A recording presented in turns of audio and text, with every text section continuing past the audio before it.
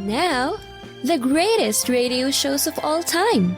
Suspense. The Shadow Node. Washington calling David Harding, counter-spy. Classic radio theater. The Great Gildersleeve. Fibber McGee and Molly. Dragnet. Gunsmoke. The Lone Ranger. Now, step back into our time machine with your host, Wyatt Cox. Good evening, friends of the Inner Sanctum. Comedy this hour, Freeman Gosden, Charles Correll, Amos-n-Andy, and Evelyn Winters. This episode goes back to January 13th, 1952. Andy, you know what that music say? Yes, sir, Amos. That music say, good health to all from Rexall.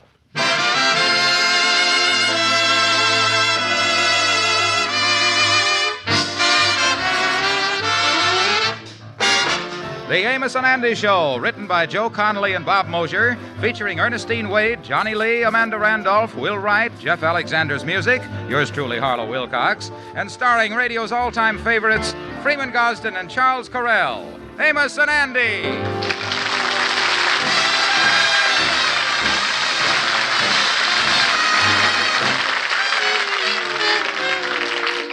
How do you do, ladies and gentlemen? This is Freeman Gosden. You know, quite often this time of the year, the conversation will get around to the subject of what's the best vitamin product to take. Whenever that happens in my presence, I get in on that conversation with just two words, Rexall Plenamins. That's because in my family, we long ago discovered that Plenamins are just about the best balanced vitamin formula you can buy. So if you're looking for a multivitamin product that you can depend on, try Plenamins. That's Plenamins, Plenamins. They're at every Rexall drugstore.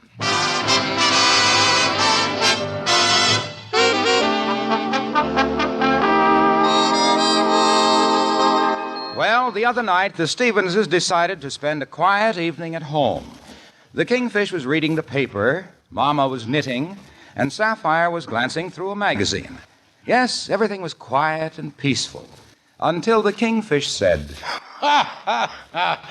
It's just funny. Funniest thing I ever seen in the newspaper. George, what's so funny in the comics tonight? Well, it ain't in the comics, honey. It's right here on the front page. See here, enraged husband shoots wife and mother-in-law in the back room.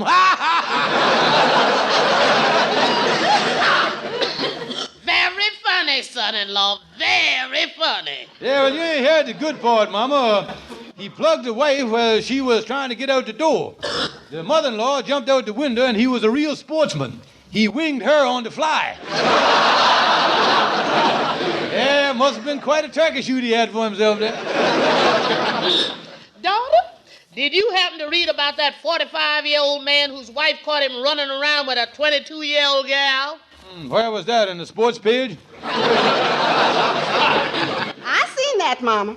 It's just terrible, a man that age. Well, daughter, I ain't surprised. It's always the oldest horse that likes to romp around with the young fillies. And if I was you, daughter, I'd keep an eye on man of war there. Oh, now, wait a minute here. I, as a married man, how dare you accuse me of post-nasal activities? Mark my words, Sapphire. Once they gets over 40, these old buzzards is all the same. Just look at your father. When he was 62 years old, he got double pneumonia. I had him in the hospital all winter. I even paid for an oxygen tent to keep him going. And what was he doing? He was making a play for the young nurse. Why, Mama, that was awful. It certainly was. And all the time he was chasing that nurse, he was doing it on my oxygen. Well, you ain't got to worry about me. I was one of the true love and devotion kind. If any sheeps is straying away from the fold, it ain't gonna be this mutton. I ain't never loved no one else but you. George Stevens, I done put up with you for 22 years, and I ain't never loved nobody but you. Why, I've worshipped the very ground you walked on, you bum. And George Stevens, if I ever hears that you so much as looked at another woman, I'll really fix you. And don't forget, I'm gonna keep my eye on you, too, you bald-headed old rooster, you. Come on, Mama, let's let's go in and listen to the radio. All right. There goes a delightful pair. You would think the daughter would be just as sour as the old lady, but I guess it's Mendelssohn's law of heredity.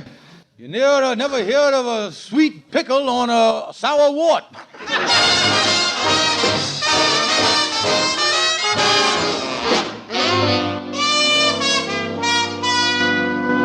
Well, at least I got peace here in the lodge hall.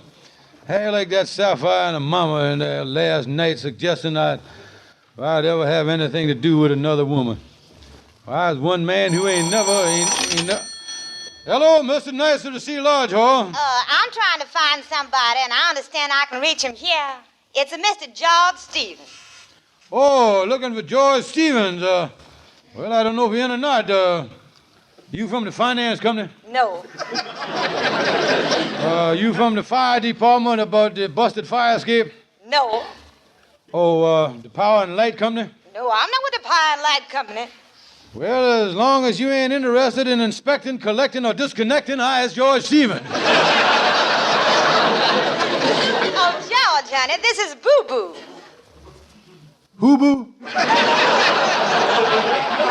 Boo Boo. I know you was Boo Boo, but Boo Boo Hoo Boo. George,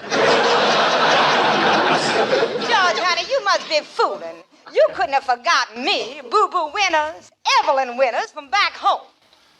Yeah, that's right.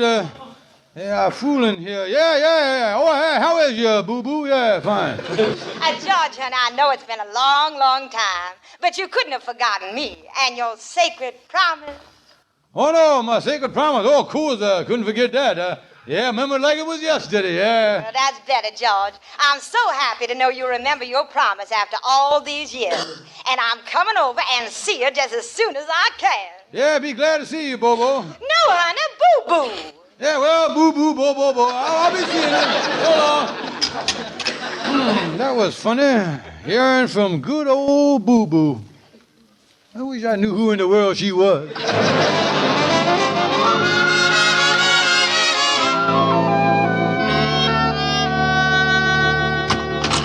Oh, hi, Kingfish. Well, come in, brother. And say, I want to ask you something. From back home, do you know the name? Does the name Boo Boo mean anything to you? Boo Boo? Yeah, wasn't that Aberdeen Angus that had the two-headed calf? I don't think so, Andy. I just got a phone call from her. Oh, yeah, well, I guess it ain't the same one then. Boo Boo. No. You sure it wasn't Hobo? You used to know a lot of them. Oh, this is Boo Boo Winters, and I can't place it for the life of me. Boo Boo Winters? Yeah. Say, Kingfish, wasn't she the fat gal in the high school with the homemade braces on her teeth? You know, the one that got the braces hooked onto the drinking fountain? Hooked on to the drinking fountain? Yeah, don't you remember that? She was clamped on there for a half hour and they couldn't get the water shut off. Couldn't, huh? No. After they pried her loose, the basketball coach rolled her over a barrel to get the water out of her, and she flooded the gymnasium. The fellas had to play the big game that night in their rubbers. Oh, Andy, you confusing her with Horseface Henschler. Yeah, funny I can't remember Boo Boo, though. She seemed to remember me so well. Hey, wait a minute, Kingfish, wait a minute. I just recollects who this Boo Boo Winters is. Evelyn Winters. Don't you remember her papa used to own the lumber yard? You used to go with her before you married Sapphire. Holy mackerel, that's right. Yeah, coming back to me now. Yeah, we went steady for a year. Yeah. Oh, that was over 23 years ago. No wonder I forgot her. Oh, she was a real beauty. I remember the year of the Lumbermen's Convention. She was voted Miss Knotty Pine of 1927. Oh, yeah, she was a honey, yeah. Oh, yeah. She married some doctor and went out west, didn't she? And I remember you was pretty broke up about that. I wonder why she calling you up, though.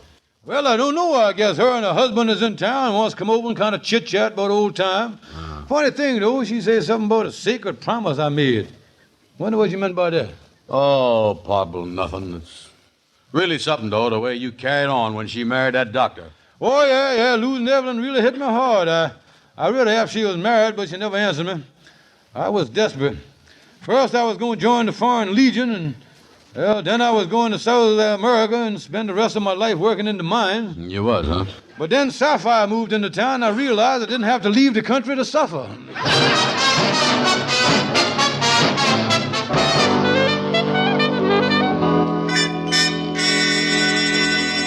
Well, I'm so glad I stopped in at your church, Reverend Thompson, and that you can help me. Well, Miss Winters, I am too.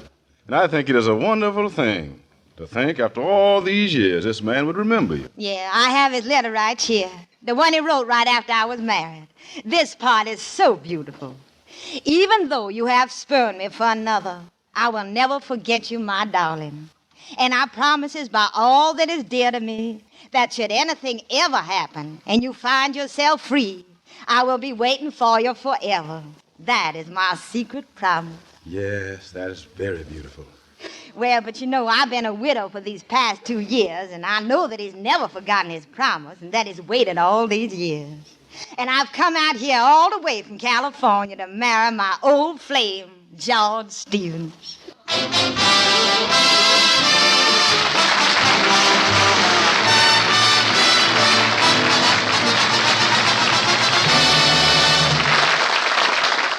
Looks like the Kingfish has got a little problem on his hands. January 13th, 1952, Amos-n-Andy on Classic Radio Theater with Wyatt Cox.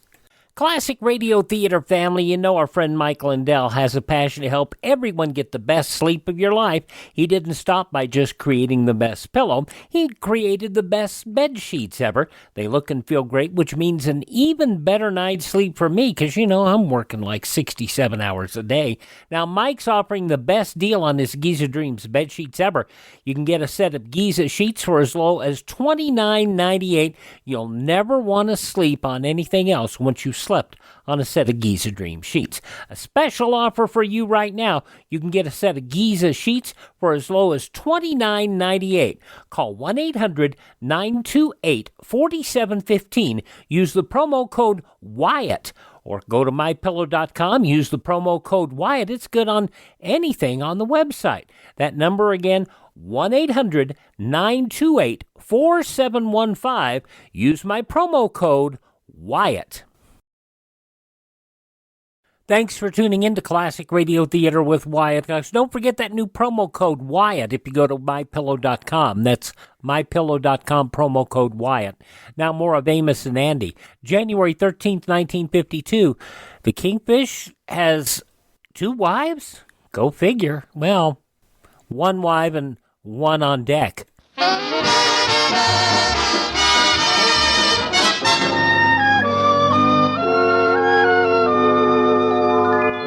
It's almost 2 o'clock. Evelyn Winters and her husband ought to be here in a minute. Yeah, and I was looking forward to see Evelyn again, because she was really a knockout, wasn't she? Yeah, she sure was. Well, don't forget she was Miss Naughty Pine. Yeah. Oh, I tell you, Kingfish, they ain't... Hey, wait a minute. Look out the window there. That woman coming across the street. See the one with the umbrella? Look at them bow legs. Boy, she really a shank sprung, ain't she?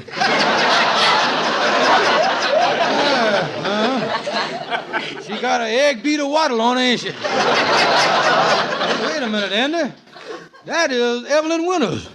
Wow. So that was Miss Naughty Pine. Right now, she look more like Miss Lou Spruce. Andy, after 20 years, who knows? I may look that bad to her. Wait a minute, let me fix my tie here. Oh, me. If I had any hair, I'd brush it. She just come up the front steps. I wonder where her husband is. Yeah, probably back at the hotel then, I guess. Well, here we go, Andy. Come in. How do you do? I'm looking for... Why, Georgie! George Stevens, after all these years. Yeah, well, how is you, Evelyn? Oh, honey, George, take me in your arms and whisper terms of endearment to my ears. Take me, George. Now, hold your horses there.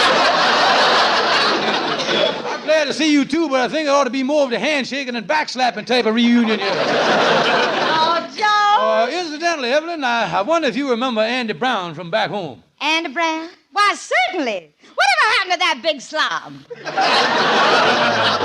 Here I is, right here. Why, you couldn't be that stupid little, that silly that horrible. Yes, I really can't think you could. Likewise. George, we have so much to say to each other. Yeah, tell me, Evelyn, how come you didn't bring your husband with you? Why, George, I'm a widow. He passed on 2 years ago. I couldn't have brought him with me. Yeah, coming out on the train, he'd had it right up front, wouldn't he? Yeah,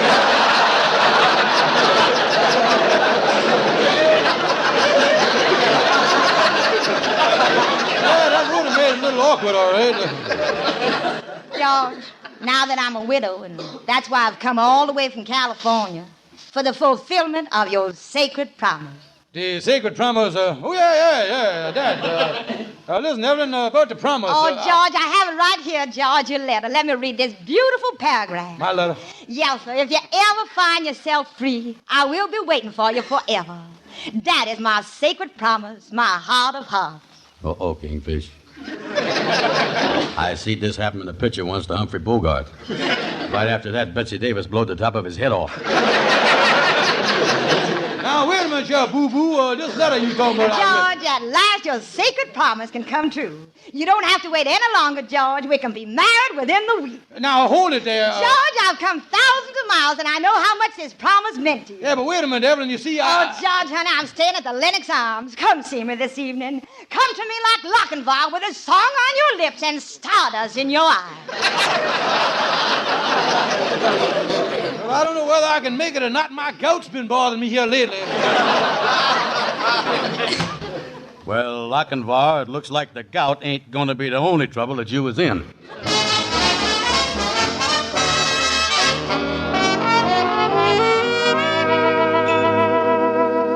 Yes, I'm calling from the drugstore. I got everything. Well, that's fine, Mama. Did you get the string beans and the pot roast? Oh, yes, daughter. Oh, listen, I better hang up now. There's somebody waiting to use the phone. Some bow-legged gal.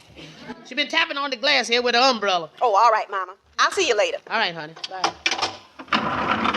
All right. You can use it now. Well, thank you. You see, it's an important call.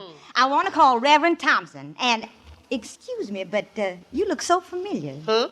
Ain't you Ramona Smith from Marietta, Georgia? Why, yes. I used to live there. But don't you remember me? I'm Evelyn Winters. We lived in the White House up on a hill. Oh, little Evelyn Winters. well. Tell me, Miss Smith, how are your two daughters, Opalescent and Sapphire? Oh, honey, they're both fine. I'm living here in New York with Sapphire.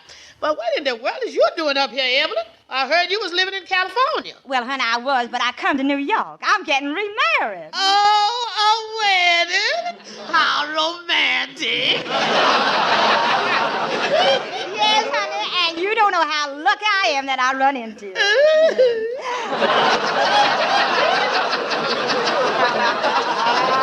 Honey, I'm staying over to the Lennox Arms, and I don't know a soul up there. Honey, I want to ask you something. I wonder if Sapphire would do me a favor. A favor? Why, I'm sure she'd be delighted. What is it? Well, I wonder if Sapphire would be the maid of honor at my wedding. Oh, she will.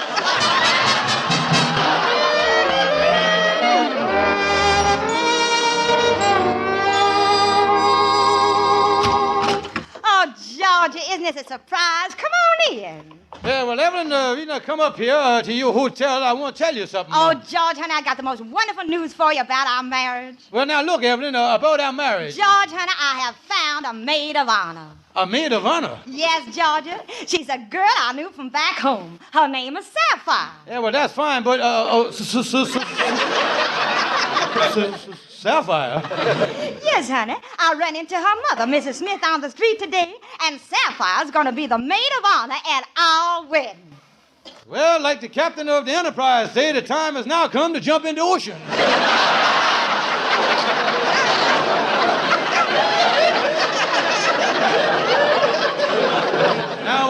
Now, look, Evelyn. Oh, honey, it's the door, George. I'll be right back. Yeah, holy mackerel. How could I let it go this far? As soon as she get back from the door, I'm going to tell her. I'm going to come right out and... Oh, George, honey, I'm so glad you came up tonight. Look who dropped in. Mrs. Smith and Sapphire, I want you to meet my fiancé, George Stevens. George! Now, listen, I can explain everything. Don't you listen to him, Sapphire. We got the goods on him this time. We done caught the weasel in the chicken coop. Let me at him.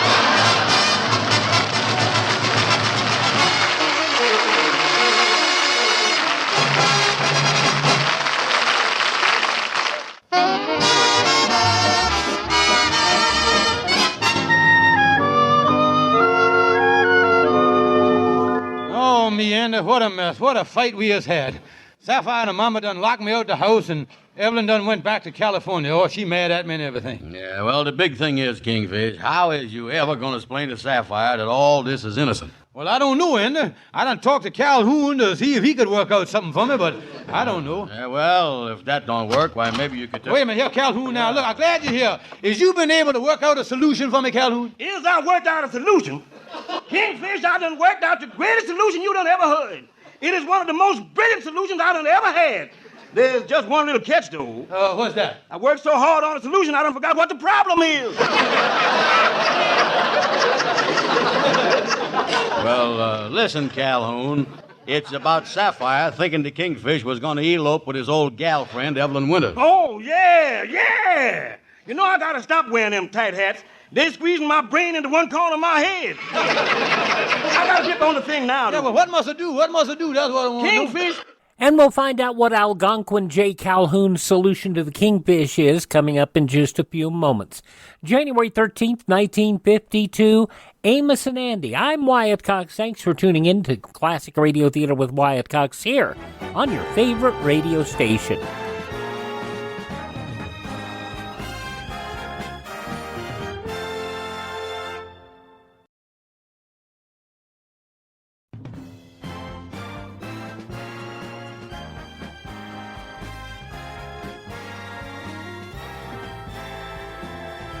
Now on Classic Radio Theater with Wyatt Cox, the conclusion of Amos-n-Andy, January 13th, 1952.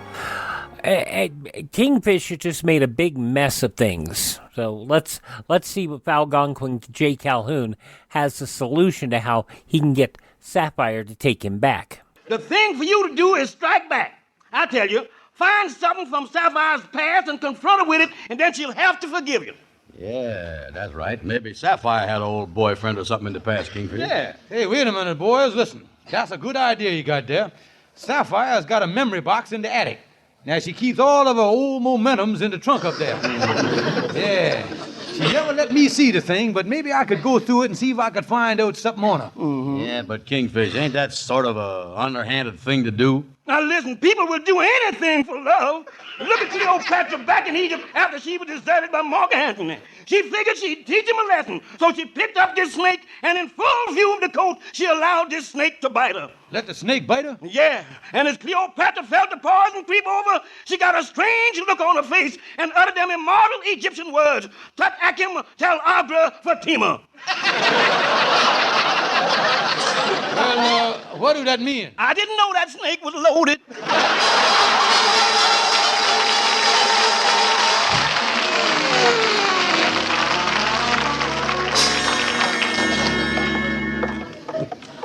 Boy, you sure got a lot of junk up here in this attic, Kingfish. Wait a minute now, Here we are, yeah. Oh, yeah, is this the trunk you was looking for? Yeah, this is it, Andy. Open up the lid there. Yeah. Andy, this is the trunk that we took on our honeymoon. Many a time I think I sent her home in it. Well, there seem to be a lot of old clothes in here, Kingfish. Hey, wait a minute, look here. Is this it? Here's a tin box down here in the corner. Yeah, you get it out there, Andy. That's it. Yeah, that's it. Bring it out. Yeah, we'll get the thing open. I got a screwdriver here, and this ought to do the job here. Yeah, get it in there. There we is. Now, let me see here. Got a lot of stuff in here from way before we was married. Yeah. Wait a minute. Here's a secret compartment. Yeah, she's hiding something here. Yeah, it looked like it all right. What's this with this pink cord and this tassel hanging down here? Look like a dance card. 4th Annual Fireman's Ball, 1927. From the dance card, Andy, she seemed pretty friendly with some fella named Rudolph. Rudolph, huh? Yeah, according to the card here, her and Rudolph had quite a time. They done waltz, schottish, mazurka, and a bunny hug till 1:30 in the morning here. Yeah, say, I think you on a trail or something with this Rudolph fella. Oh, yeah, I'll get something on Sapphire here. Yeah, she got a lot of stuff here that seem to have something to do with this fella Rudolph, all right? Yeah, and hey, Kingfish, Look at these love letters here in the bottom, all tied with a pink ribbon. And they all addressed to Sapphire. Yeah, open that one. That's it. See what it say there. Look at it there. There he is. Signed Rudolph. See that? What'd it say? Listen to this. I thinks of you always, my darling, and I sees your fair face in the sink. Son, there is a message. Read that again. What it say? I thinks of you always, and I sees your fair face in the sink. Son, there is a message. Let me see that in. There you is. You dummy, you didn't punctuate the thing. I thinks of you always, my darling, and I see your fair face. In the sinking sun, there's a message of love.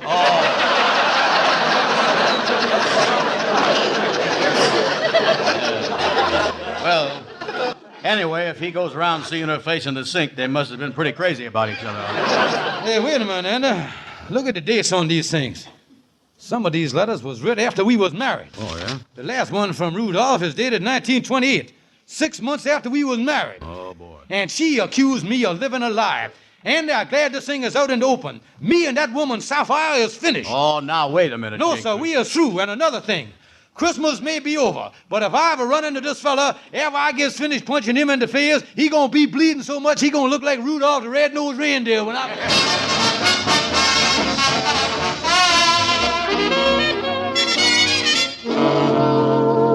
Now, wait a minute, Kingfish. You can't be serious about getting a lawyer after Sapphire. Yeah, Amos is right. Calm down, Kingfish. Those are boys, them letters from Rudolph was all the evidence I need. It proved that she don't love me. I get myself a lawyer and suing her for separation. Oh, now, Kingfish. Oh, this is ridiculous, Kingfish. Breaking up your marriage just cause of this old romance from the past. Sapphire probably forgotten this fella years ago. You is the one she loves. No, boys. It's Rudolph she loved for all these years.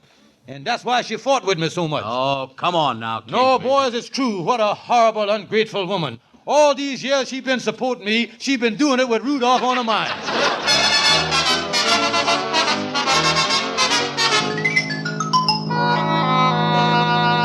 George Stevens, don't you dare yell at me. Well, I ain't even started yelling at you yet. You accusing me of being interested in another woman. I knows what you've been up to all these years, you mental two-timer. Now, wait a minute, son-in-law. And if you butt in here, I'll strangle you with your own transformation. George, is you crazy? Serving me with a summons and dragging me into court tomorrow. What is you trying to prove? Well, I got all the proof I need. I has got evidence in my pocket right here. And when I show that evidence to the court, what kind of a woman they gonna think you really is, they gonna know. When the judge sees this evidence I got, he'll grant me a separation on the spot. When the judge see what I got, I'll be made a fool of for the last time. I'll see you in court tomorrow. Well, what in the world is he carrying on like that for? And what evidence has he got, Sapphire? I don't know, Mama. I don't know what's got into him. Talking to me like that, though, shows me how much he's changed. He's changed? What do you mean, daughter?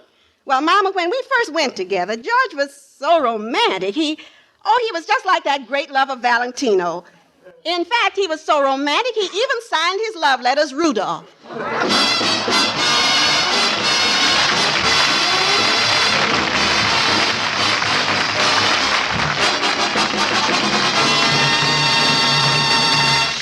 Sounds like the Kingfish's memory is not what it used to be. January 13th, 1952, Amos-n-Andy, here on Classic Radio Theater with Wyatt Cox. Now on Classic Radio Theater with Wyatt Cox, an episode of Lum and Abner, thanks to Ted at RadioMemories.com for these restored versions of the show, January 13th, 1942.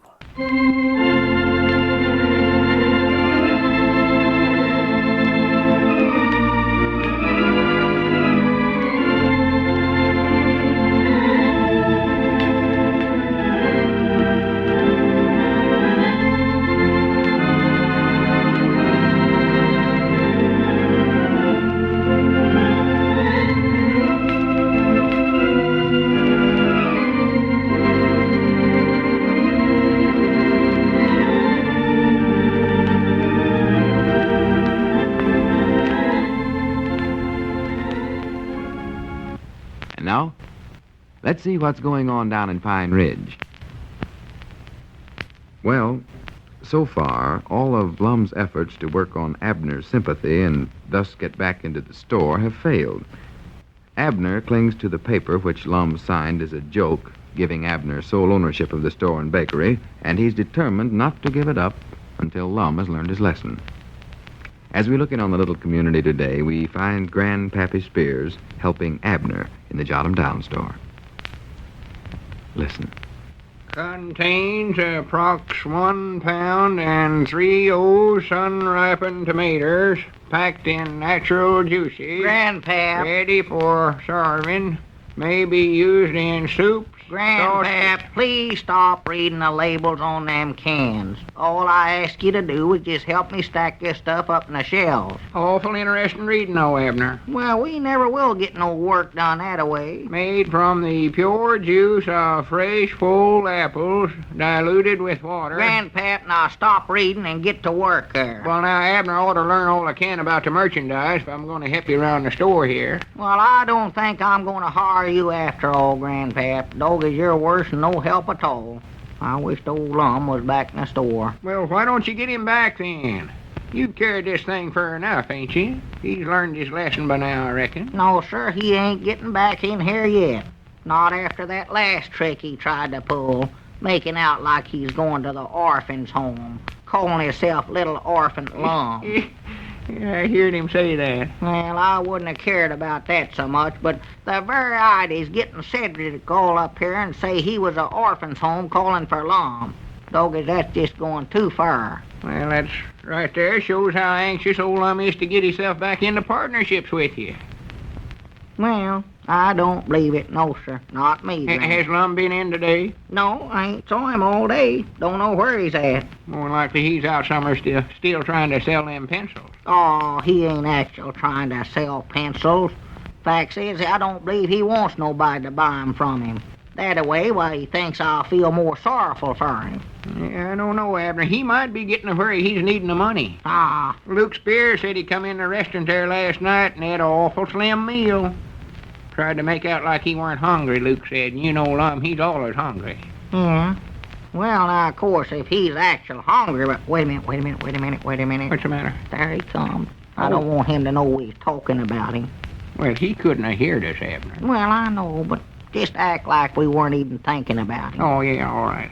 Let's see, what'll I be thinking about? What are you going to be thinking about? I don't know. How about Groundhog's Day? That's always a good winter topic to be thinking about. Mind out. Here he comes, Grandpa. Well, howdy, Lum. Yeah, hello, Lum. Proud to see you. Come on in. Yeah, gentlemen. Mr. Peabody, Edwards is my name. Huh? L. Edwards is the full name. Well, Lum, I know your name. I ought to after all these years. Mr. Peabody, I'd like to have a few moments of your valuable time. What are you reading that for? I am representing the Daniel W. Frisbee Publishing Company. Well, I ain't learned it by heart yet. Oh. Here is my card. Where? I don't see no card. Well, I ain't had time to get 'em printed yet. I'm just practicing. I got a button to wear, though. Look here. See it? Well, Special Agent Frisbee Publishing Company. Yeah, let me see it, Abner. Oh, what does that mean, Lum? That means I'm a special agent, of course. Oh. Yeah, that's nice, Lum. It's a big company, too. Chances for advancement and all that. Yes, huh? Just started working for 'em this morning, and I'm cleaning up already. Well, good for you, Lum. Yeah, I got all of Polk County, every bit of it. You mean you own the whole county now? Doggies, you are doing good. No, I don't exactly own it, but that's my exclusive territory. Oh. Nobody else but me can sell our magazine in Polk County. Magazine? Oh. What's wrong with that? Well, nothing, I don't reckon. Nothing. Well, listen here, Abner. Selling magazines is a good business. Now, there's lots of fellers who's made big fortunes doing that. They have, huh? Sure. Besides, I've always wanted to go to college. Go to college? Yeah, I can either work towards a free scholarship in some college or get a pony. Pony? Yeah, don't reckon I'd be much interested in a pony, though. Why, of course not. Varied as you couldn't ride no Shetland pony as big as you are, Lum. I bet you I could stay on him. Well, you might stay on him. You wouldn't have no trouble. Your feet would drag the ground. You'd have to tie your feet to the saddle horn. I can put on roller skates, can't I? Yeah, could, I reckon. Be something new, riding horseback and roller skating at the same time. Maybe you could get one of them little wicker carts, Lum. Have they got them? No, I'm just gonna ride on his back. Well, I don't care. Might be all right. If you ain't never tried it, don't knock it. No. Besides, I think you have to sell more magazines to get the pony anyway. You do, huh? How many have you sold so far, Lum? Oh, I don't know. Been selling so fast, I ain't kept track. Well, about how many? Oh, I don't know, Abner. I'll have to check up when I go home tonight. Who you been selling to? Oh, people. Different people. Who? Well, I can't recollect all their names, grannies. I ain't no memories expert. Well, just name one. All right. Cedric Weehunt. Now. Did Cedric buy one? Well, he ain't actual bought it yet. He's gonna talk it over with his papa first. I think he'll take one, though. Lum, Yeah. be honest now. You ain't sold a single magazine, have you? Abner, this just ain't a reading town, I reckon. There ain't nobody that's interested in the Midwest Farm and Needlework Weekly. Farm and needlework? Well, no wonder you ain't never sold none. I ain't never heard of that magazine. Neither's anybody else. They ain't even heard of it over Cherry Hill. That is, except one feller over there. Cherry Hill, was you clean over there? Yeah, I hitchhiked over there this morning. Run smack into a feller that was selling the Farm and Needlework Weekly, too. And he claimed Polk County was his exclusive territory. Well, I thought you said it was yours. Well, it was a mix-up of some kind, I don't know. But the thing that made me sort of get mad was the fact that he just paid $10 for Polk County. It cost me $15. 15? Doggies, you never paid nobody for this, did you? Here's my last $15, too, if you want to know. Well, you ought to get that back, Lum. Who'd you pay it to? I don't know. I never did get his name. Mr. Frisbee, though, I reckon. He come in the barber shop right early this morning. Said he was looking for a feller that wanted to make $1,000 a week, and I don't know. I guess I just sort of raised my hand, and before I noted, he had this special agent button on my coat and that $15 out of my pocketbook. Well, I do know. I still don't see how he done it. Grannies, I wish I was as good a salesman as him. What, did it give you any of them farm and needlework magazines to sell? He gave me a copy of it to show around as a sort of a sample. It's a good enough little magazine. Here, I'll show it to you. Yeah. Oh, See there? Interesting. sort of thin, ain't it? Well, covers the subject. Call it a weekly. It's a little weak, all right. Huh? See, here's an article on farming. That's for the fellers to read, and here's an article on needlework for the women folks, Well, and an ad. ad. Just one in there? It's on the back here. Oh, Says, don't be a slave. Be your own boss and earn big money. well, Hey, that's what I ought to be, is my own boss. And earn big money. I like that, too. well, it's a cinch you won't do it selling that farm and needlework weekly, Lum. I know that. No, I'm the type of fella that's got to be his own boss. I can see that. Yeah, huh? Yeah, I have a big office and a lot of secretaries working for me. Have telephones and big charts on the wall, maps and all such as that. Well, does it tell in that ad there how you can get to be your own boss? And maybe it does. Let's see here. Yeah, read it there. See Unlimited opportunity to ambitious young man. Pave your own way to success. Success, huh? Don't just dream about big homes, luxurious cars, swimming pools.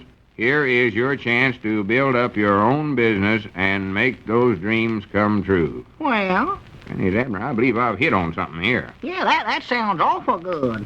Ernest Hutchinson of Dubuque, Iowa, writes, I have tripled my earnings in 3 short weeks.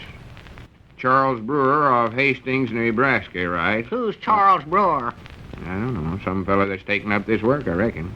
Says here he's boosted his income 60%. 60%? That's what it says. I never heard of Charles Brewer. That shows you right there what a big thing this is. Here's a feller nobody ever heard of boosting his income 60%. For the land sakes. Think what a feller that's knowed as good as I am can do. Why, sure. I ain't going to look no further. This is the business for me right here. Well, how do you get into it, Lum? Maybe I'll go in it with you. Does it tell there? Yeah, let's see. Yeah, here it is. For complete details, fill out the coupon below, and we will send out a representative to set you up in business as a... Oh. What's the matter? Nothing. Well, finish it. I ain't going to do it. Set you up in business as a what? A exclusive special agent to sell the Midwest Farm and Needlework Weekly.